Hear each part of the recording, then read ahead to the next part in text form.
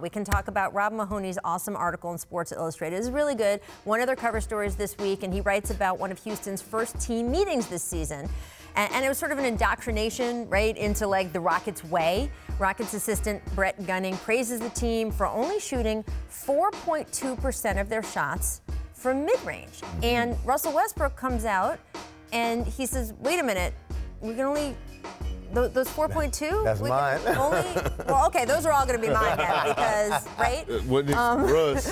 Mike D'Antoni talked to SI about fitting Russ into their system. Who am I to tell Russ to change or tell James to change? They're MVPs, best players in the league. So we try to make them as efficient as we can, try to nudge them into the areas we think they can improve in, and we think that they can do better at that. I want to ask our researcher, Caesar, who's in the control room right now, was it 4.2% or 4.2 shots? Because that's what percent is 4.2%. Okay. Shots, yeah. I love Russ being like that. That's me. I'm all going to be that. But look, you played with Russ, Kendrick. Do you think that he will embrace this analytical approach from Houston? Absolutely not. Russ is one thing I know about Russell Westbrook as a teammate and as a friend. He's not changing for anybody. And one thing about it. He's not going to change with this for the Rockets analytical and what they believe in. They're going to have to adjust to Russell Westbrook. If you look at Russell Westbrook numbers, the worst part of his game is his three-point shooting. So you have to build around him. He loves to attack the basket. He has a beautiful mid-range pull-up at the free throw line jumper. He loves to post up smaller guards when he have the advantage. And Russell Westbrook, it doesn't have to adapt to the Houston Rockets. It's Mike D'Antoni and the Houston Rockets are going to have to adapt and put Russell Westbrook in position to be successful. I mean, that's one of the reasons why I'm not high on the Rockets, because these pieces don't fit. The system don't fit. Hold on, man. Go ahead. So Perk, let me put it to you like this, right? You got a guy who was 2 years removed from being the MVP, James Harden. Okay. Right?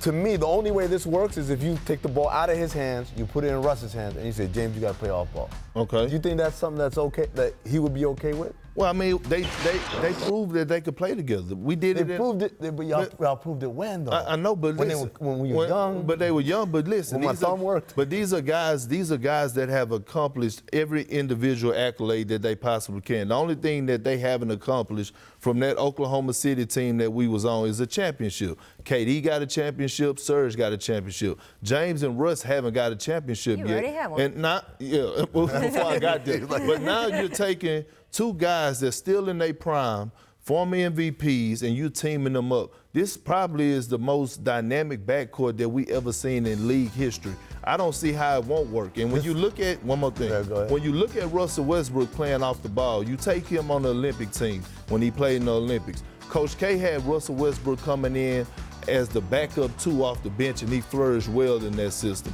If you look at Russell Westbrook, and I know it was just the All-Star game, the 2 times he won the MVPs of the All-Star game, he came in off the bench, and guess what? He came in as the 2 guard. So Russell Westbrook proved that he could play off the ball. Same thing with James Harden. He need Russell Westbrook. Here's my thing. First of all, everyone's down for sacrifice until it doesn't work. And they say, I try to sacrifice. Well, now I'm going to do it my way. And that's the thing. It sounds nice unless they're not successful out the gate with it. And that's another thing. The thing about Russell Westbrook off the ball, it's the idea is that if the ball is in James's hands, as a defender, I can sag off of Russ a lot more than I could if it was opposite around because he can't shoot. And he doesn't move off the ball a whole lot. He's not cutting a whole lot off ball. Now, you can blame the system in Oklahoma City for that. Nobody in Houston moves a ton off. But that's my point. You can blame the system in Oklahoma City and say, oh, because they don't do that. But Houston doesn't do it either. Right. So this idea that now Russell Westbrook is going to start doing those Dwayne Wade ghost cuts where he just cut when you're not paying attention to him. I don't think that's believable or kind of something you could be expecting of it. He might, but he would have to change his game significantly. And I think that's the thing, is for this thing to work, one or both of these guys are going to have to change their game significantly. And again, that's easy to say when we're winning or when we haven't played games that are meaningful yet. I feel better about there at least being a chance of that because of the friendship and the previous relationship that you're talking about. I don't know if it's going to happen. You're talking about childhood friends. At least. You're talking about Cali boys. Thanks so much for watching ESPN on YouTube. For more sports analysis and highlights, download the ESPN app. And for live streaming and premium content, subscribe to ESPN+.